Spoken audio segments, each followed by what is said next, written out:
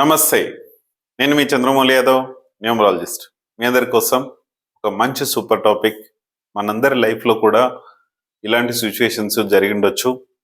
ఎందుకంటే ఇలాంటి వాతావరణం బంధువుల దగ్గర, చుట్టాల దగ్గర, భార్య దగ్గర కావచ్చు, భర్త దగ్గర కావచ్చు, ఫ్రెండ్స్ దగ్గర కావచ్చు, పిల్లల దగ్గర కావచ్చు, ఎలాంటిదైనా సరే మనకు ఉండే ఛాన్స్ ఉంది.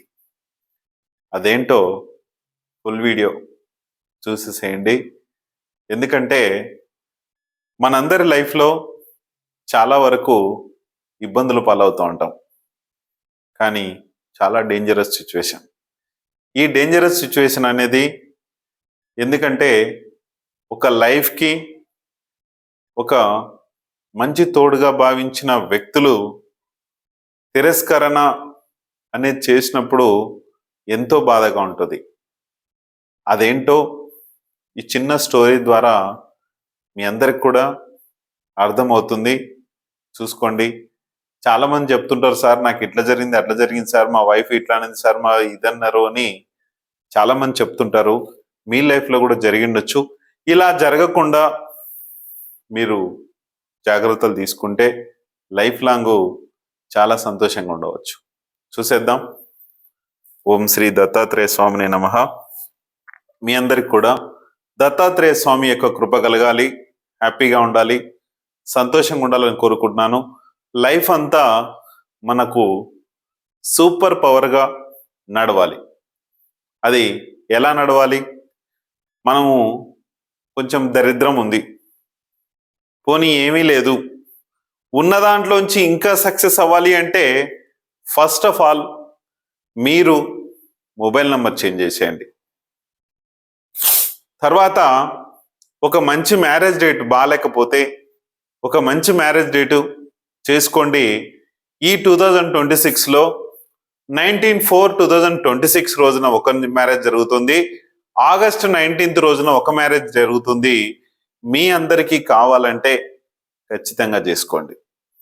ఎందుకంటే లైఫ్ చాలా ఈజీ, చాలా తక్కువగా తీసుకోకండి, చాలా హార్డ్గా ఉంటుంది.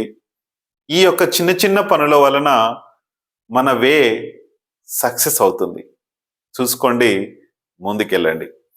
ఇప్పుడు మనందరి లైఫ్లో ఒక మంచి మొబైల్ నంబరు ప్రతి ఒక్క వ్యక్తికి, మన భార్యకు కావచ్చు, మన భర్తకు కావచ్చు, మన పిల్లలకు కావచ్చు, మన తల్లిదండ్రులకు కావచ్చు, ఎవరికైనా సరే ఒక మంచి మొబైల్ నంబరు ఖచ్చితంగా ఉండాలి. లక్కీ నంబర్ అయి ఉండాలి, బాగుండాలి. ఇది చూసుకోండి. అలాగే మనకు ఒక మంచి పేరు ఏ లెటర్తో మొదలైంది అది కూడా చాలా అవసరం. కరెక్షన్ చేసుకోండి. చాలా తక్కువ ఫీజు పెట్టాను, కరెక్షన్ చేసుకోండి. తర్వాత మనకు మ్యారేజ్ డేటు ఆల్రెడీ చెప్పాను, చాలా డేంజరస్ ఉంటాయి. మన మ్యారేజ్ డేట్ ఏంటంటే మన లైఫ్కి ఒక ఇంటికి బేస్మెంట్ ఎట్లానో మన సంసారానికి ఒక బేస్మెంట్ లాంటిది. ఇది మీరందరూ తెలుసుకోవాలి, అది చూసుకోండి. నెక్స్ట్ ఒక వెహికల్ నంబర్, ఇది కూడా చాలా అవసరం. చూసుకొని ముందుకెళ్ళండి. 100% వీటన్నిటి గురించి మనం ఫాలో అవ్వాలి. చూసుకొని చేసుకోండి. నెక్స్ట్ ఒక తిరస్కరించబడ్డ ఒక భార్య కావచ్చు, ఒక భర్త కావచ్చు, ఒక పిల్లలు కావచ్చు, తల్లిదండ్రులు కావచ్చు, ఎవరైనా సరే దయచేసి బాధపడకండి. ఎందుకు అంటే యూనివర్స్ వాళ్ళని మనతో అక్కడి వరకే నడిపించే టైం ఉంది కాబట్టి, అదే అక్కడికే కట్ చేసేస్తుంది కాబట్టి మీరు దాన్ని చూసుకొని ముందుకు వెళ్ళండి. ఎప్పుడు దేని గురించి బాధపడకండి. బాధపడ్డాము అంటే పడిపోయినట్టే. అప్పుల వాడొస్తాడు, ఇష్టానికి తిడతాడు, పోతాడు, కానీ కయ్యాలనికి గాలి దువ్వకండి. సైలెన్స్ అయిపోండి. అర్థం చేసుకుంటే వాళ్ళే వస్తారు, అపార్థం చేసుకుంటే నీ లైఫ్లోంచి వెళ్ళిపోతారు. ఇది ఒక చిన్న స్టోరీ ద్వారా మీకు తెలియజేస్తాను. ఒకానొక నది ఒడ్డున చాలా పక్షులు ఉండేటివి. ఆ పక్షుల్లో ఒకటి మొదలైన చిన్న లిటిల్ ఒక పక్షి ఒక చెట్ల మీద గుడ్లు పెట్టాలి. గుడ్లు పెట్టే టైం వచ్చింది కాబట్టి అది కొన్ని చెట్లను సంప్రదిస్తూ వెళ్ళింది. ఏమని సంప్రదించింది? నీ దగ్గర నేను ఉండాలనుకుంటున్నాను, ఇక్కడ ఒక గూడు కట్టుకోవాలనుకుంటున్నాను, నీకు సమ్మతమేనా? సమ్మతమైతే నీతో ఉండి నా పిల్లల్ని ఇక్కడ పెట్టుకొని గుడ్లు పెట్టి పిల్లల్ని లేపుకొని నేను వెళ్తాను, కొన్ని రోజులు నాకు అవకాశం ఇవ్వు అని అడిగింది. అడిగితే చిచి నాకు అవసరం లేదు, నేను అసలే చాలా నీట్నెస్గా ఉండే వ్యక్తిని, నేను నా లైఫ్లో చాలా బాగుండే వ్యక్తిని, నాకు వద్దు అంటే వ్యక్తి మీన్స్ ఆ చెట్టు అలా ప్రవర్తించింది, చీత్కారం చేసేసింది. Okay done. కొంచెం చిన్న బాధపడి వెళ్ళిపోయి ఇంకొక పక్కన చెట్టుకు అడిగింది. అడిగితే ఆ చెట్టు ఏం చెప్పింది?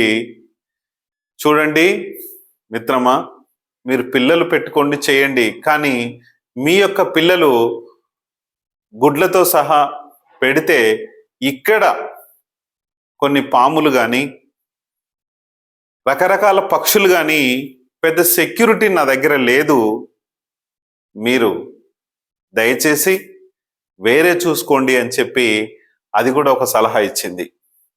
చేసేదేం లేక ఇంకొక చెట్టు దగ్గరికి వెళ్ళింది. ఇక్కడ మన లైఫ్కి కొంచెము కనెక్టింగ్గా ఉంటుంది చూడండి. అయితే ఇంకొక చెట్టు దగ్గరికి వెళ్ళినప్పుడు ఇక్కడ విశాలంగా ఉంటుంది, చాలా పెద్ద చెట్టు నేను, కానీ ఇక్కడ ఏ టైంలో వచ్చి నన్ను నరికేస్తారో, ఏ టైంలో వచ్చి నాకు ప్రాబ్లం జరుగుతుందో, ఫర్నిచరు ఈ జనాలు వీళ్ళందరూ కూడా ఎప్పుడొచ్చి నరికేస్తారో, అందుకని నీకు సెక్యూరిటీ ఉండదు, నీ పిల్లలకు సెక్యూరిటీ ఉండదు, నేను ఇవ్వలేను, దయచేసి వేరే చూసుకోమని చెప్పింది. పాపం మూడో చెట్టు దగ్గర నుంచి కూడా వెళ్ళి నాలుగో చెట్టు దగ్గరికి వెళ్ళింది. నాలుగో చెట్టు దగ్గర కూడా వెళ్ళేసరికి అక్కడ ఏం జరిగిందంటే ముళ్ళతో కూడుకున్న ఒక చెట్టు, చాలా అగ్లీగా ముళ్ళతో కూడుకున్న ఈ చెట్టు ఏం చేసిందంటే, మీరు నా దగ్గర ఓకే ఉండొచ్చు, కానీ ఇక్కడ ఏదైనా మీరు గూడు కట్టుకొని ఉంటే పొరపాటున మీ పిల్లలు కానీ ఏదైనా కానీ కింద పడవచ్చు, సెక్యూర్ లేదు నా దగ్గర, ఎందుకంటే ముళ్ళ చెట్టు కోసమని కొంతమంది మనుషులు నా సెక్యూరిటీ కోసమని నన్ను నరికేసే ఛాన్స్ ఉంది, నేను ఎప్పుడు ఏమవుతానో తెలియదు అని ఇంకొక చెట్టును చూసుకోమని చెప్పింది. ఇట్లా రకరకాలుగా ఒక 10 చెట్లు 20 చెట్లు రకరకాలుగా మాటలు, అంటే ఒక మనుషుల్లాగానే అవి చర్చించుకుంటూ ముందుకెళ్ళి ఒక 15వ చెట్టు దగ్గర ఆగిపోయింది. ఇక్కడ మనకు న్యూమరాలజీ పరంగా కూడా 15 నెంబర్ బాగా కలిసి వస్తుంది కాబట్టి ఒక చాలా గుబురుగా ఉండి చూడ్డానికి అందంగా ఉండి కానీ ఎవరికి పనికొచ్చేలాగా లేకుండా, చూడ్డానికి మృదుత్వంగా ఉండి కొంచెం అంటే ఎవరికి కూడా ఆకర్షణతత్వం లేకుండా, ఎవరు దాని చుట్టూ జోలికి వెళ్లకుండా, పాములు కానీ వేరే వేరే ఇవన్నీ కూడా వెళ్లకుండా ఒక చెట్టు చిన్న గూడులాగా ఒక ప్రకృతిలో ఈ ఈ పిట్ట ఏదైతే ఉందో గూడు కట్టుకునే విధంగా ఆ చెట్టు యొక్క ప్రకృతి దానికి ఒక వరంలాగా ఇచ్చింది. ఆ చెట్టు ఏంటో మీరు ఏమైనా కావాలంటే మీకు తెలిస్తే కామెంట్ చేయండి.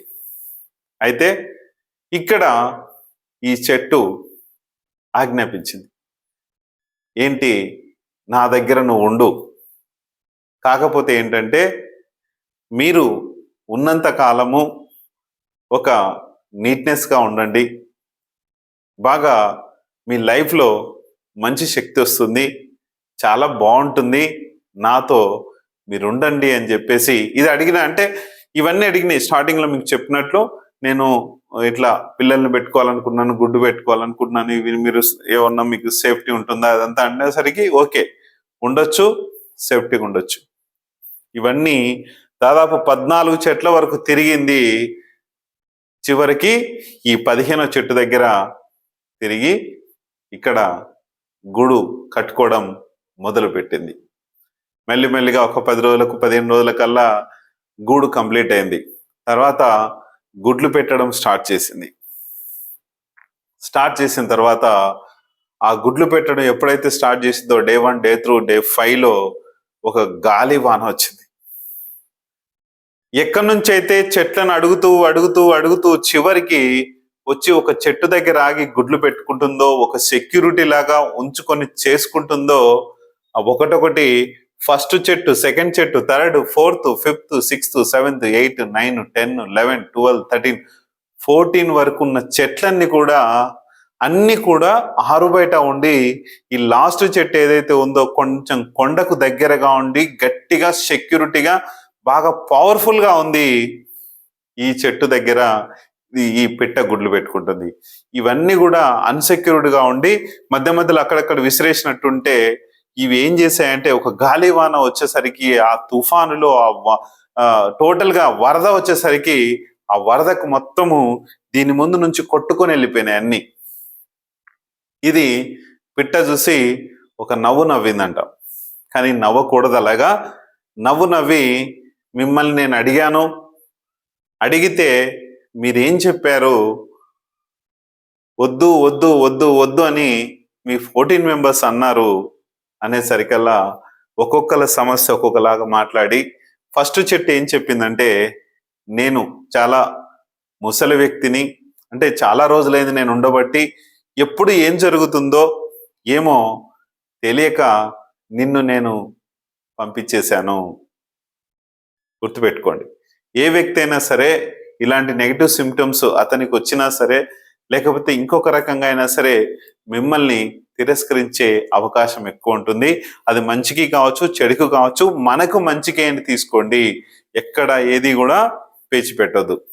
నెక్స్ట్ రెండో చెట్టు, చాలా హైట్ గా ఉన్నాను, నేను కూడా ఏదో అవుతుందని చెప్పేసి అనుకున్నాను, నాకు ఇలా జరిగిందని చెప్పి ఈ 14 చెట్లు కూడా వరదలో కొట్టుకుపోయి, అంటే ఒక చింతనతో ఆ వరదలో ఆ చెట్లన్నీ కొట్టుకుపోయినాయి. ఈ 15వ చెట్టు ఉంది. ఈ 15 చెట్లో పిల్లలు పొదుక్కొని అది గుడ్లు పిల్లల్ని లేపుకొని వెళ్ళిపోయింది. థ్యాంక్స్ చెప్పేసి వెళ్ళిపోయింది. మీ లైఫ్లో కూడా ఇలాంటి తిరస్కార ధోరణి కానీ ఏదైనా ఉంటే కనుక పరిష్కరించుకోండి, కానీ లేదా అక్కడి నుంచి తప్పుకోండి. కానీ వితండవాదం చేసి కాళ్ళు దువ్వుకొని గొడవలు పడే ఛాన్స్ పెట్టుకోకండి. దయచేసి శక్తివంతంగా ఉండాలని కోరుకుంటున్నాను. థ్యాంక్ యూ మీ అందరికి.